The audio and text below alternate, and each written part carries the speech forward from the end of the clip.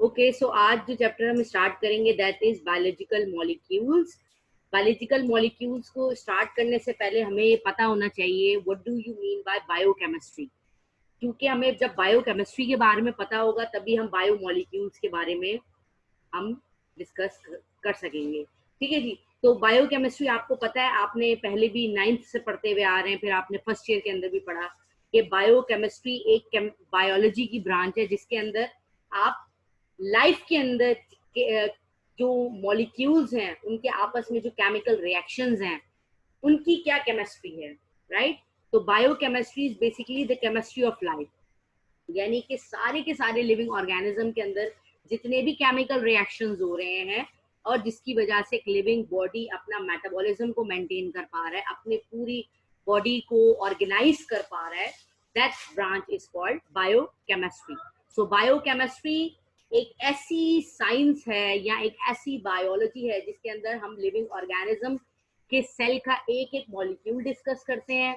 वो मॉलिक्यूल किस किस तरीके से केमिकल रिएक्शन में इन्वॉल्व होता है और उस केमिकल रिएक्शन से बॉडी के अंदर किस टाइप की चेंजेस आ रही होती है, दैट इज कॉल्ड बायोकेमिस्ट्री।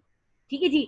अच्छा, अब बायोकेमिस्ट्री के अंदर मैंने क्या बात की, बायोकेमिस्ट्री के अंदर हम डिस्कस करते हैं केमिस्ट्री ऑफ लाइफ। अब लाइफ के अंदर जो केमिस्ट्री है, यानी कि हमारी जो लिविंग सेल के अंदर जो मॉलिक्यूल्स हैं उनकी बेसिकली हम स्टडी करते हैं। और आपको पता है कि हमारे पास नेचुरली 92 ऐसे एलिमेंट्स हैं, ये आप चीजें नोट करते जाइए, ये मैं कुछ इंपॉर्टेंट आप लोगों को जीके के लिहाज से भी बता रही हूँ। 92 ऐसे एलिमेंट्स है जो हमारे पास पीरियोडिक टेबल में तो 115 से भी ऑलमोस्ट आगे मौजूद है, लेकिन जो नेचुरली अक्यूरिंग एलिमेंट है ना वो हमारे पास 92 एलिमेंट्स हैं। नेचुरली अक्यूरिंग का मतलब ये है कि आपको अर्थ क्रस्ट से वो मिल रहे हैं, आपको जगह जगह से नेचर में मिल रहे हैं, आप आर्टिफिशियली उसको लेबोरेटरी में नहीं बना रहे।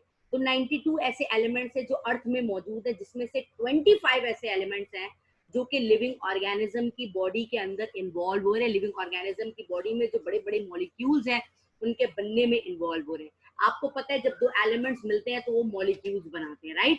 तो ऐसे मॉलिक्यूल्स जो लिविंग ऑर्गेनिज्म की बॉडी में एक इंपॉर्टेंट रोल प्ले करते हैं, उनसे पूरी बॉडी ऑर्गेनाइज होती है, बॉडी के मेटाबॉलिज्म में हेल्प आउट कर रहे होते हैं, बॉडी के केमिकल रिएक्शंस में हेल्प आउट कर रहे होते हैं और एक सेल को लाइव रखने में पार्टिसिपेट कर रहे होते हैं। That is called biological molecules. What do you mean by biological molecules? Biochemistry के अंदर ही एक सब ब्रांच आती है बायोलॉजिकल मॉलिक्यूल्स या फिर बायोमॉलिक्यूल्स। बायोलॉजिकल मॉलिक्यूल्स और बायोमॉलिक्यूल्स यानी कि ऐसे टाइप के मॉलिक्यूल्स जो कि आपके लिविंग सेल का एक पार्ट है, और एक पार्ट ही नहीं है बल्कि वो मॉलिक्यूल आगे जाके एक सेल को स्ट्रक्चर भी प्रोवाइड करते हैं, फंक्शन के अंदर भी पार्टिसिपेट करते हैं, राइट। तो बायोमॉलिक्यूल्स का मतलब ऐसे मॉलिक्यूल्स जो लिविंग ऑर्गेनिज्म की बॉडी में मौजूद हैं, दैट इज कॉल्ड बायोमॉलिक्यूल्स। और ये आता है हमारे पास एक आपके पूरे, आप अगर बायो 1 की बात करें या बायो 2 की बात करें तो सिर्फ और सिर्फ एक ऐसी चैप्टर है जो कि बायोकेमिस्ट्री से रिलेटेड है, that is a biological molecule, right. First chapter जो हमारे पास दोनों में था वो है बायोलॉजिकल मॉलिक्यूल। इसी से रिलेटेड फिर आप जब इसके बारे में डिस्कस करें तभी आपको जेनेटिक्स भी पता चलती है, तभी आपको जेनेटिक्स एंड वेरिएशन हेरिडिटी भी पता चलती है, आपको एक आपको डीएनए का पूरा स्ट्रक्चर भी पता चलता है, आरएनए का पूरा स्ट्रक्चर भी पता चलता है। कॉन्जुगेटेड मॉलिक्यूल्स के बारे में भी हम स्टडी कर लेते हैं, कार्बोहाइड्रेट क्या होते हैं, प्रोटीन किन मॉलिक्यूल से मिलकर बनता है, लिपिड किन मॉलिक्यूल से मिलकर बनता है, इनकी भी हम डिस्कस जो है वो इसके अंदर ही बायोकेमिस्ट्री के अंदर ही करते हैं। अच्छा, अब हमारे पास कुछ जो है वो इसकी, क्योंकि हम बायोकेमिस्ट्री को डिस्कस कर रहे हैं तो एक ब्रांच होती है दैट इज कॉल्ड बायोकेमिस्ट्री। ये कराची यूनिवर्सिटी और डिफरेंट और यूनिवर्सिटीज की जब हम बात करते हैं तो उनके अंदर एक डिपार्टमेंट है बायोकेमिस्ट्री। तो ये बेसिकली होती है बायोकेमिस्ट। अब ये बायोकेमिस्ट कौन होते हैं और इनका इंपॉर्टेंट काम होता है, देखिए बायोकेमिस्ट बहुत इंपॉर्टेंट रोल प्ले करते हैं हमारी सोसाइटी में। लैब्स में हम जितनी भी रिपोर्ट्स देते हैं, हम अपने ब्लड का टेस्ट करवाते हैं, हम अपना यूरिन का टेस्ट करवाते हैं, उसकी कंपोजिशन को बायोकेमिस्ट और माइक्रोबायोलॉजिस्ट जो मिलके उसको रिपोर्ट तैयार करते हैं। ठीक है, डॉक्टर का काम उसको माइक्रोस्कोपिक स्टडी करना नहीं होता, राइट। तो ये जो, यानी कि एक मेडिकल फील्ड के अंदर एक डिपार्टमेंट को कंट्रोल करने का काम बायोकेमिस्ट करता है। तो बायोकेमिस्ट्री एक बहुत इंपॉर्टेंट रोल प्ले करता है। अच्छा, अब मैंने यहाँ पर कुछ इसकी इंपॉर्टेंस लिखी है according to your text book. तो बायोकेमिस्ट क्योंकि आपको पता है कि हम बायोलॉजिकल मॉलिक्यूल्स की बात कर रहे हैं, तो बायोकेमिस्ट्री की जब हम किसी भी एक सेल की अगर मैं बायोलॉजिकल मॉलिक्यूल को स्टडी करती हूँ तो मुझे उसका ओरिजिन पता चल जाता है कि वो ओरिजिन कैसे हुई, यानी कि बेसिकली मैं उसका स्ट्रक्चर देख लेती हूँ।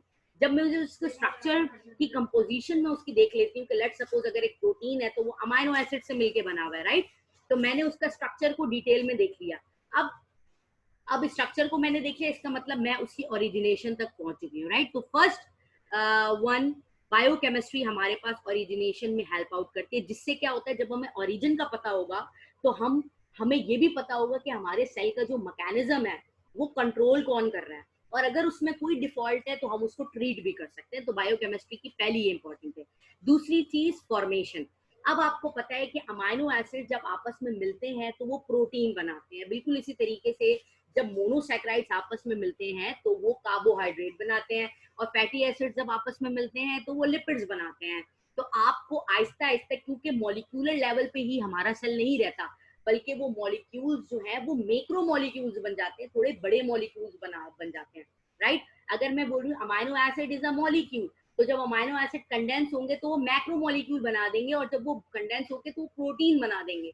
तो दैट्स मीन हमें जितनी भी टाइप की हमारी फॉर्मेशन होती है उसको हम डिस्कस करते हैं बायोकेमिस्ट्री में। हम एक सेल को जब स्टडी करते हैं तो वो खुद ब खुद अपना फॉर्मेशन भी इटसेल्फ डिस्क्राइब कर देता है। अब अगेन ये बात है, इसकी क्या इंपॉर्टेंस है, हमें अगर किसी सेल की फॉर्मेशन पता चल गई, हमें केमिकल कंपोजिशन की फॉर्मेशन पता चल गई, तो हम इजी तक डिजीज तक पहुंच सकते हैं। क्योंकि अगर इसका मतलब अगर फॉर्मेशन में ही कोई मसला है तो आगे जाके वो डिजीज जो है वो इनहांस हो रही है, और डिजीज जो है वो ऑफस्प्रिंग में शो हो रही है, यानी कि डायरेक्टली और इनडायरेक्टली हम इसकी बायोमेडिकल इंपॉर्टेंस तक पहुंच सकते हैं। उसके अलावा हम फंक्शन डिस्कस कर सकते हैं।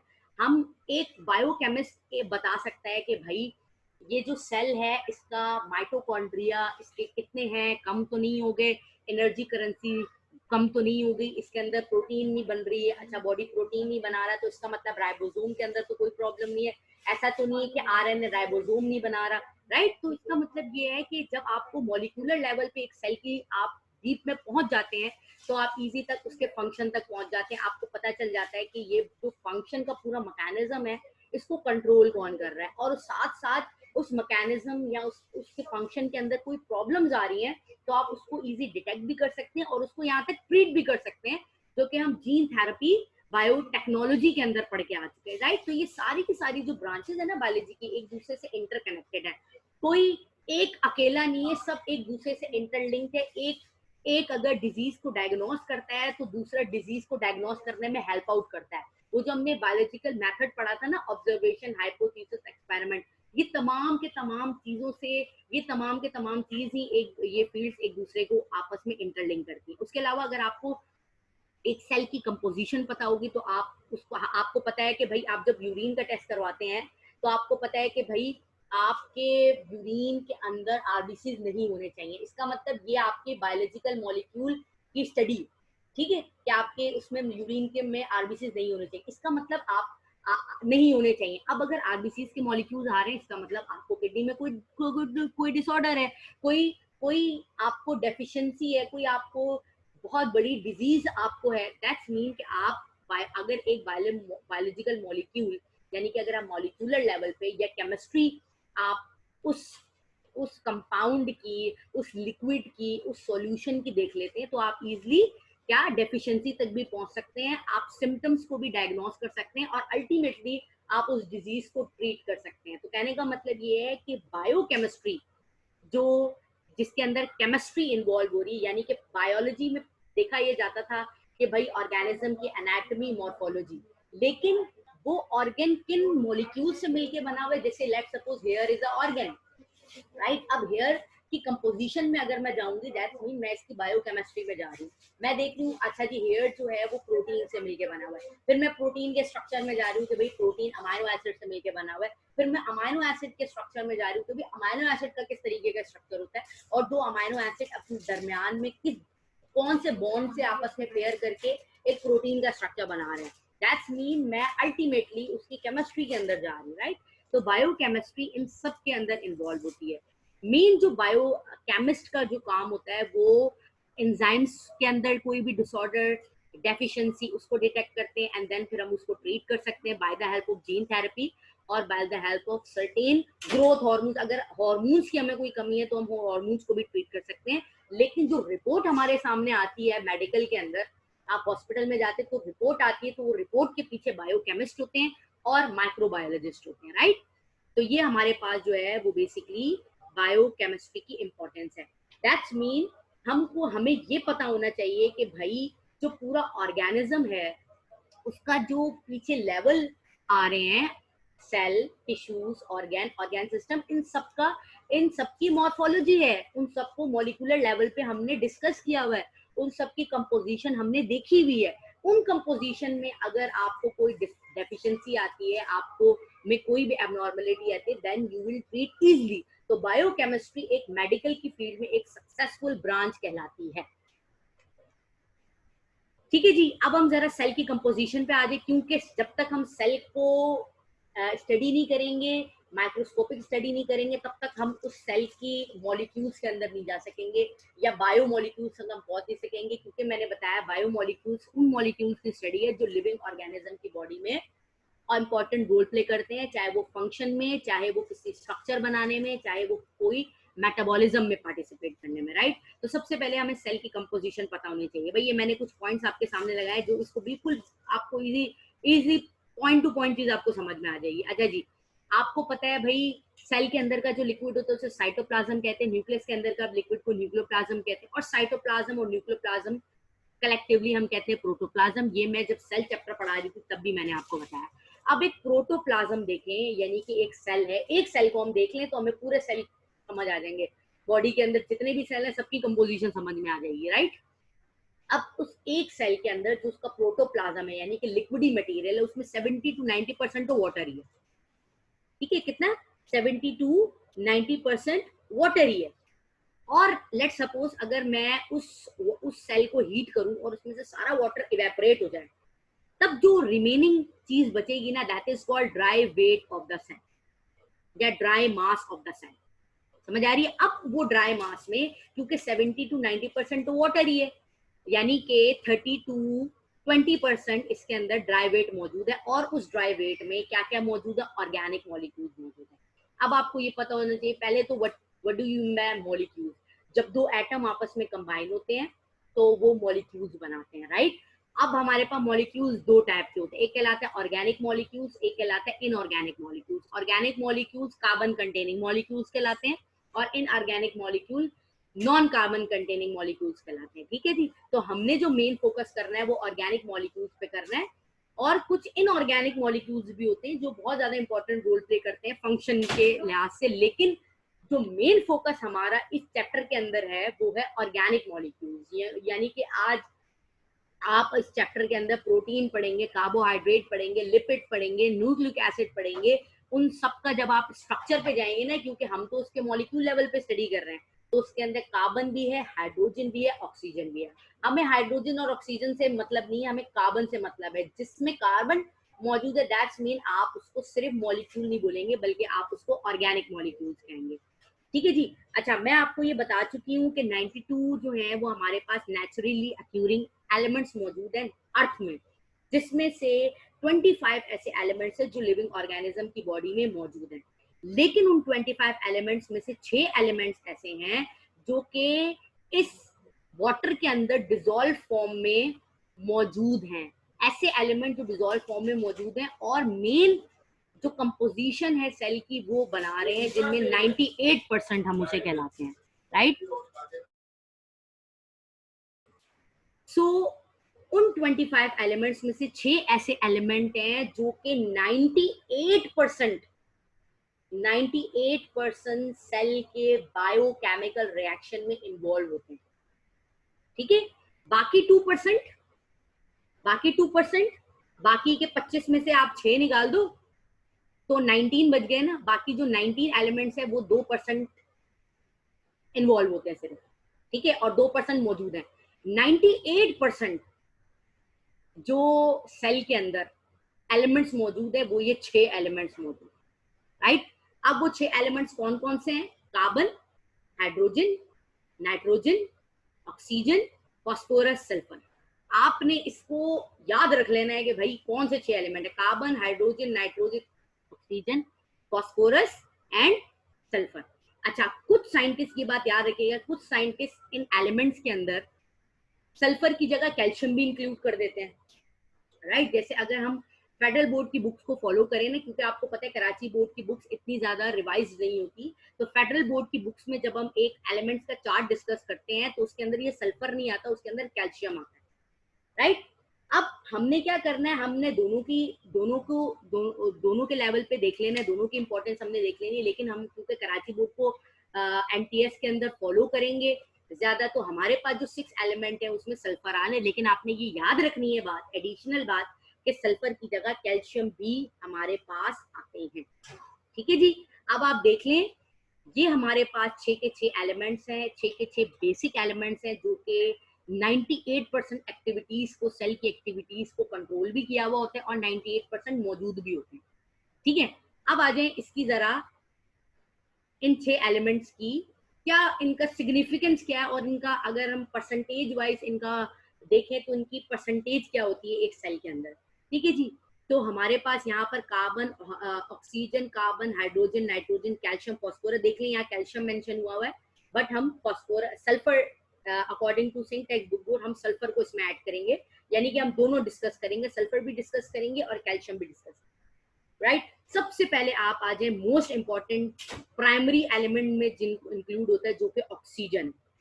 ऑक्सीजन को आपको पता है, जब हम ऑक्सीजन देखते हैं, ऑक्सीजन तो हमारे पास उसका जो एटॉमिक वेट आता है वो 16 एटॉमिक वेट आता है, और जब हम इसकी परसेंटेज की बात करते हैं तो 6.5% यहाँ पे मौजूद। अच्छा, ये फ्रैक्शन में मौजूद नहीं, इसमें फ्रैक्शन में नहीं लिखा हुआ, तभी 65 लिखा हुआ है, लेकिन आपने इसको फ्रैक्शन में भी याद रखना है और आपने इसको अदर देन फ्रैक्शन में भी याद रखना है, तो ये बेसिकली 6.5 है। आपको पता है ऑक्सीजन एक इतना ज्यादा इंपॉर्टेंट एलिमेंट है, सबसे मेजर चीज, ये सेल्यूलर रेस्पिरेशन में हेल्प आउट करते हैं। आपने न्यूट्रिशन का चैप्टर पढ़ा, आपको पता है फूड जब तक ब्रेक डाउन नहीं होता, जब तक उसमें ऑक्सीजन नहीं आती, तो फूड ऑक्सीडाइज होता है और तभी अपने आप को ब्रेक डाउन करता है, और जब एक ग्लूकोज का मॉलिक्यूल ऑक्सीडाइज होता है तो वो 36 नंबर ऑफ एटीपीज को बनाता है, ठीक है। तो ऑक्सीजन का मेन इंपॉर्टेंट काम क्या है, वो सेल्यूलर रेस्पिरेशन में हेल्प आउट करना होता है। दूसरी चीज कि हमारे पास जो ऑक्सीजन है वो वाटर का एक इंपॉर्टेंट हिस्सा है, वाटर में जो H2O है उसके अंदर जो ऑक्सीजन है वो मोस्ट इंपॉर्टेंट एलिमेंट है वाटर, क्योंकि अगर हम वैसे बात करें, हाइड्रोजन, हाइड्रोजन एक ऐसा एलिमेंट है, आपने केमिस्ट्री के अंदर पढ़ा है कि उसको किसी भी ग्रुप में नहीं डाला गया, राइट। तो जब हाइड्रोजन एलिमेंट ऑक्सीजन के साथ मिलता है तो वो लिक्विडी स्ट्रक्चर बनाता है, and that is called hydrogen. तो it is one of the most important element in the water. और आपको पता है सेल्यूलर रेस्पिरेशन में मोस्ट इंपॉर्टेंट एरोबिक रेस्पिरेशन में इन्वॉल्व हो रहा है, क्योंकि हम भी एरोबिक रेस्पिरेशन ही करते हैं। In the presence of oxygen we can respire, और as a result of respiration हमारा फूड ब्रेक डाउन होता है, और जब फूड ब्रेक डाउन होता है तो वो एनर्जी बनाता है एटीपी की फॉर्म में, राइट। तो first oxygen, second is carbon. आपको पता है कार्बन हमारे पास कितना होता है, कार्बन का 12 होता है, और इसका जो टोटल हम वेट की बात करें, क्योंकि ये टोटल 98% इसने कवर किया है ना, तो 18.6%, एक सेल के अंदर 18.6% कार्बन मौजूद है। और आपको पता है कार्बन एक ऐसा कंपाउंड है, एक कार्बन एक ऐसा एलिमेंट है, सॉरी कंपाउंड नहीं कहेंगे, कार्बन एक ऐसा एलिमेंट है जो कि सारे के सारे ऑर्गेनिक मॉलिक्यूल का बेस से है। सारे के सारे जो ऑर्गेनिक मॉलिक्यूल है ना वो इससे ही बनते हैं। प्रोटीन ले लें, कार्बोहाइड्रेट ले लें, लिपिड्स ले लें, न्यूक्लिक एसिड ले लें, उनका जो मेन स्केलेटन कंपोनेंट है ना उसे हम कहते हैं कार्बन। जैसे हमारी बॉडी में बेसिक फ्रेमवर्क कौन है, हमारी बोन्स है, वो स्केलेटन प्रोवाइड करता है। बिल्कुल इसी तरीके से जो ऑर्गेनिक मॉलिक्यूल में सबसे इंपॉर्टेंट एलिमेंट है वो हमारे पास कार्बन मौजूद है। तो कार्बन एक बहुत इंपॉर्टेंट एलिमेंट है, और आपको पता है ऑर्गेनिक मॉलिक्यूल है, और यही ऑर्गेनिक मॉलिक्यूल है जो आगे जाके ऑर्गेन भी ओरिजिनेट करता है, टिश्यूज भी बनाता है, और पूरा का पूरा ऑर्गेन सिस्टम भी यही ओरिजिनेट कर रहा होता है। तो कहीं ना कहीं हमारी पूरी बॉडी के अंदर स्ट्रक्चर, उसके फंक्शन के अंदर कार्बन जो है वो इंपॉर्टेंट रोल प्ले कर रहा होता है। नेक्स्ट हमारे पास है हाइड्रोजन। हाइड्रोजन आपको पता है अगेन इंपॉर्टेंट एलिमेंट है। आप इसका एटॉमिक वेट या नंबर की बात करें तो 1 होता है, और एक सेल के अंदर कितना हाइड्रोजन मौजूद है, 9.7% हाइड्रोजन मौजूद है। हाइड्रोजन एक ऐसा एलिमेंट है जो कि आपको पता है वाटर बना रहा है, एक तो पहली बात ये वाटर बना रहा है, और आपको पता है आपकी पूरी बॉडी के अंदर 70 to 80% वाटर ही है, ठीक है। हीमोग्लोबिन आपका जो आरबीसीज है, आपके जो डब्ल्यूबीसीज हैं, वो किस फॉर्म में मौजूद है, वो वाटर की फॉर्म में मौजूद है। आपकी पूरी बॉडी के अंदर केमिकल रिएक्शन वाटर में ही हो रहा है, तो एक्वस मीडियम हमारा वाटर ही है, राइट। उसके अलावा प्लांट्स की हम बात करें तो क्योंकि हाइड्रोजन आगे जाके hydrogen as a reducing agent photosynthesis में लाइट डिपेंडेंट रिएक्शन में बहुत ज्यादा इन्वॉल्व होता है, जो कि हम देख चुके हैं कि जब मैं आप लोगों को बायो एनर्जेटिक्स के अंदर केल्विन बेंसन साइकिल पढ़ा रही थी, ये सारी साइकिल्स जब मैंने आप लोगों से डिस्कस की थी, तो मैंने हाइड्रोजन की बहुत हमने इंपॉर्टेंस पढ़ी थी कि हाइड्रोजन जो है वो आगे जाके इन्वॉल्व होता है, तभी एडीपी जो है वो अपने आप को एटीपी में कन्वर्ट कर देता है, राइट। तो हाइड्रोजन एक फोटोसिंथेसिस के अंदर लाइट डिपेंडेंट रिएक्शन में भी बहुत इंपॉर्टेंट रोल प्ले कर रहा होता है। अब चौथे एलिमेंट्स की बात करें, नाइट्रोजन। अच्छा, नाइट्रोजन मैंने कल भी, अगर मेरा लेक्चर आप लोगों ने सुना होगा, कि नाइट्रोजन हमारी बॉडी के अंदर ना खुद बनता है, ना कोई सोर्स है नाइट्रोजन की, राइट। आप किसी जगह से नाइट्रोजन ही ले सकते, एक सोर्स होती है, वो होती है प्लांट्स। अब वो जाहिर सी बात है, प्लांट्स के थ्रू एनिमल्स में जाता है, फिर एनिमल्स के थ्रू हम इनटेक करते हैं। और प्लांट्स में नाइट्रोजन कहाँ से आता है? प्लांट में नाइट्रोजन आता है एटमोस्फेयर से। एटमोस्फेयर में 78% नाइट्रोजन मौजूद है। अब या तो प्लांट के पास एबिलिटी भी नहीं है कि वो डायरेक्ट एटमोस्फेयर से नाइट्रोजन को इनटेक करे। वो क्या करता है, वो नाइट्रोजन फिक्सिंग बैक्टीरिया के थ्रू जो है नाइट्रोजन को इनटेक करता है। अब आपको पता है नाइट्रोजन फिक्सिंग बैक्टीरिया एटमोस्फेयर से नाइट्रोजन के मॉलिक्यूल लेता है और प्लांट को देता है, और बदले में वो बैक्टीरिया वो प्लांट जो है वो फूड देता है, राइट। अच्छा, दूसरा तरीका ये होता है कि जैसी बिजली कड़कती है, तो जो एटमोस्फेयर की जितनी भी नाइट्रोजन होती है, क्योंकि उसमें ऑक्सीजन भी इन्वॉल्व हो जाती है, तो वो नाइट्रस ऑक्साइड की फॉर्म में बारिश बरसती है, तो नीचे आता है, सॉइल एब्जॉर्ब करता है, तो वो सॉइल के अंदर जो वाटर एब्जॉर्ब हुआ होता है, उस वाटर के अंदर नाइट्रोजन ऑक्साइड के मॉलिक्यूल्स होते हैं। तो इससे भी, इस तरीके से भी वो प्लांट में जाता है। और आपको पता है नाइट्रोजन अमोनिया की फॉर्म में जाते हैं, ammonia then nitrate then nitrite, उसके बाद फिर डीनाइट्रीफाइंग बैक्टीरिया से अगेन नाइट्रोजन जो है एटमोस्फेयर में चली जाती है। तो ये पूरी जो है साइकिल एक कंटिन्यूस प्रोसेस के अंदर चलती हुई जा रही होती है। तो नाइट्रोजन एक, तो पहली चीज आपको मैंने सोर्स बता दी। अब आगे जाके जब मैं आपको अमाइनो एसिड का स्ट्रक्चर बताऊंगी ना, अमाइनो एसिड एक ऐसा स्ट्रक्चर होता है कि जिसमें बीच में कार्बन होता है, एक साइड पे अमाइनो ग्रुप होता है, एक साइड पे कार्बोक्सिल ग्रुप होता है, एक साइड पे हाइड्रोजन होता है, और एक साइड पे रेडिकल होता है, ठीक है। आपको पता है कार्बन की जो वैलेंसी होती है वो 4 वैलेंसी होती है। तो अमाइनो यानी कि जो अमाइनो एसिड है उसकी कंपोजिशन में नाइट्रोजन इन्वॉल्व होता है। अब अमाइनो एसिड मिलेगा तो वो प्रोटीन बनाएंगे ना, तो अल्टीमेटली ये प्रोटीन का नाइट्रोजन पार्ट हो गया, और नाइट्रोजन अल्टीमेटली न्यूक्लिक एसिड का भी पार्ट हो जाता है। क्योंकि जब मैंने आपको डीएनए और आरएनए की कंपोजिशन बताई थी, polynucleotide, dinucleotide, ribose sugar, D ribose sugar, तो मैंने जितनी भी आपको कंपोजिशन बताई थी, बेसिस मैंने जो आपको बताया था, उसके अंदर नाइट्रोजन इंपॉर्टेंट रोल प्ले कर रहा था। उसके अलावा हमारे पास जो नंबर 5 पे एलिमेंट मौजूद है, कैल्शियम। अब कैल्शियम हमारे पास बॉडी वेट 1.8 पे है, और कैल्शियम एक ऐसा इंपॉर्टेंट एलिमेंट है जो आप मुख्तलिफ रिसोर्सेज से, मुख्तलिफ फूड के सोर्सेज से अपनी बॉडी में इंटेक करते हैं। आपकी बोन्स को स्ट्रॉन्ग बनाते हैं, क्योंकि आपके बोन्स के अंदर कैल्शियम डिपॉजिट फॉर्म में मौजूद है। कैल्शियम की कंसंट्रेशन कम होगी तो आपकी बोन्स खोखली हो जाएंगी, वीक हो जाएंगी, फ्रेजाइल हो जाएंगी। आपके टीथ स्ट्रॉन्ग बनाता है, आपके नर्व इंपल्स, मैं जो आगे चैप्टर इंशाल्लाह पढ़ाऊंगी कोऑर्डिनेशन एंड कंट्रोल, तो आपको ये पता चलेगा कि जब आप किसी भी चीज को टच करते हैं और वो आपकी बॉडी के अंदर इंपल्सेस जनरेट करता है, तो वो इंपल्सेस जो सेंड होती हैं, और जब वो इंपल्स आपके मसल्स में पहुंचती हैं, और जब आप मसल्स को हटाते हैं, मसल्स के थ्रू अपने हाथ को वापस रिफ्लेक्ट बैक करते हैं, तो हमारे पास जो मसल्स के कॉन्ट्रैक्शन के अंदर कैल्शियम जब तक नहीं आए ना, तो मसल्स कॉन्ट्रैक्ट और मसल्स रिलैक्स नहीं होता। तो कैल्शियम एक इंपॉर्टेंट रोल प्ले करता है मसल्स कॉन्ट्रैक्शन के अंदर भी। उसके अलावा हमारे पास जो लास्ट वन फॉस्फोरस है, फॉस्फोरस 1.0 इसका मौजूद है। इसका वेट एक ह्यूमन सेल के अंदर।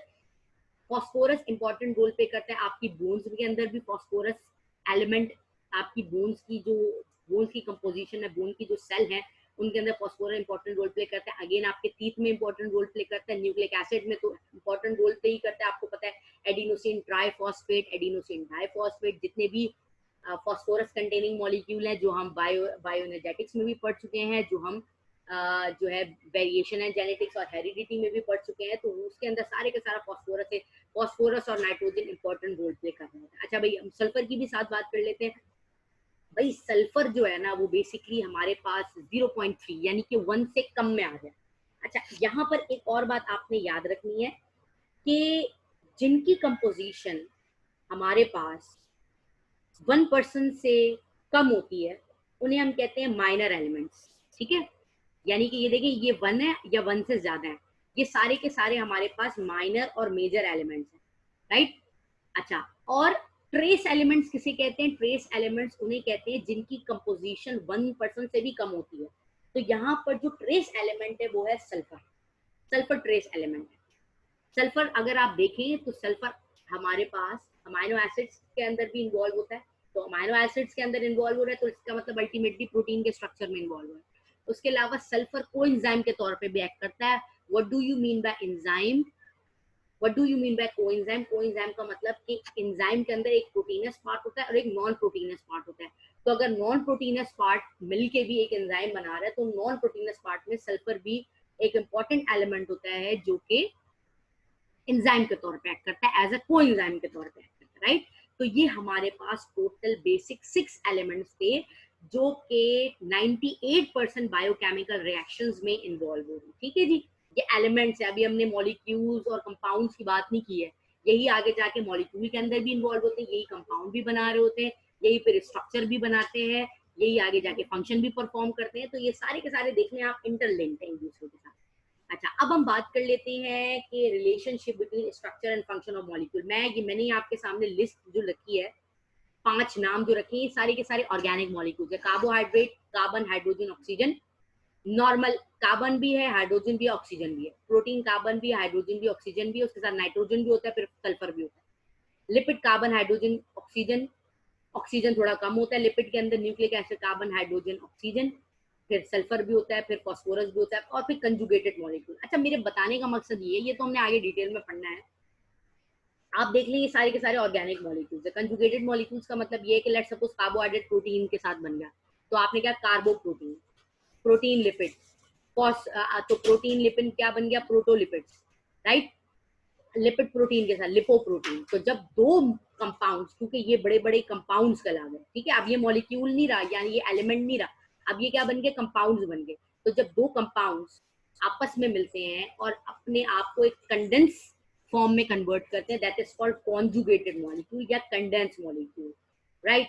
अब अगर हम इसको डिस्कस करें कि एक, क्योंकि आपको पता है कि एवोल्यूशन जब हमने डिस्कस की थी तो हमारी सिमिलैरिटीज हर जगह से मिल रही थी, राइट। मैंने आप लोगों को सिम्बायोटिक थ्योरी जब आपको बताई थी तो उसके अंदर बैक्टीरिया सेल को बड़ा ही वाजे करके बताया गया था कि बैक्टीरिया, दो बैक्टीरिया ने आपस में सिम्बायोसिस की तो आगे जाके वो माइटोकॉन्ड्रिया में कन्वर्ट हो गया, क्लोरोफिल में कन्वर्ट हो गया। तो यहाँ पर भी हमारे पास थोड़ी सी ओरिजिनेशन को दिमाग में रखते हुए हम केमिकल कंपोजिशन अगर देखें, केमिकल कंपोजिशन एक सेल की कुछ चंद ही चीजें होती है। वाटर, पहली चीज वाटर, फिर आप ऑर्गेनिक मॉलिक्यूल्स पा जाए, carbohydrate, protein, lipid, nucleic acid. ये डीएनए आरएनए दोनों न्यूक्लिक एसिड कहलाते हैं, ठीक है जी। अच्छा, इनके अलावा और ऑर्गेनिक कंपाउंड्स और इनके अलावा इनऑर्गेनिक आइंस, ठीक है। इनऑर्गेनिक आइंस में आपको पता है बहुत सारे आइंस आ जाते हैं, सल्फर आ जाता है, आयरन आ जाता है, नाइट्रोजन आ जाता है, पोटेशियम आ जाता है, मैग्नीशियम आ जाता है, मैंगनीज आ जाता है, सारे के सारे इनऑर्गेनिक। क्योंकि आपको पता है, मैंने आपको बताया 25 एलिमेंट्स हैं आपके एक सेल में, 25 एलिमेंट्स हैं। वो अलग बात है कि 6 उसमें से ऐसे एलिमेंट है जो 98% कंपोजिशन पे कब्जा जिन्होंने किया हुआ है, बाकी 2% पे भी कुछ तो मौजूद है ना, ठीक है।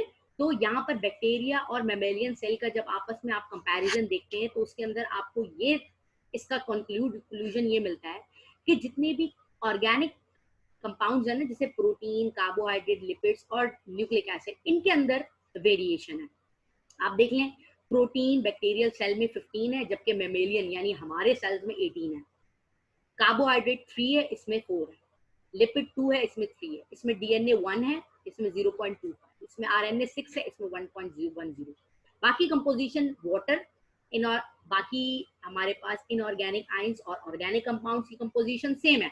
तो इसका मतलब वेरिएशन हमारे पास कहाँ आ रही है, इनकी आ रही है। अच्छा, हमने यहाँ पर वेरिएशन को नहीं देखना, हमने यहाँ पे ये देखना है कि बाकी कंपोजिशन सेम है मेमेलियन सेल की। इसका मतलब हो सकता है कि ये जो है एंसेस्ट्रल सेल हो, ये जो बैक्टीरिया सेल हो ये एंसेस्ट्रल सेल हो ना, क्योंकि देखिए मेन जो बायोकेमिकल कंपोजिशन है ना वो सेम आ रही है, ठीक है। यहाँ पर वरना क्या, यहाँ पर होना ये चाहिए था कि प्रोटीन एब्सेंट है, चलो भाई प्रोटीन मौजूद है, कार्बोहाइड्रेट एब्सेंट है, यहाँ पर मौजूद है, लेकिन आप देख लें कि कितनी ज्यादा ऑर्गेनिक कंपाउंड्स की कितने ज्यादा मौजूद है, और इनकी जो केमिकल कंपोजिशन है एक सेल की वो कितनी सिमिलर है बैक्टीरिया के साथ और मैमल्स के साथ। तो कहा यह जाता है कि बायोकेमिकल मॉलिक्यूल्स की जो अमाउंट है उनका मोर और लेस सेम होने की वजह से हम ये कह सकते हैं कि इनकी कहीं ना कहीं ये अपने इनका जो एंसेस्टर है वो सेम होगा और ये एक दूसरे से ओरिजिनेट हुए हैं।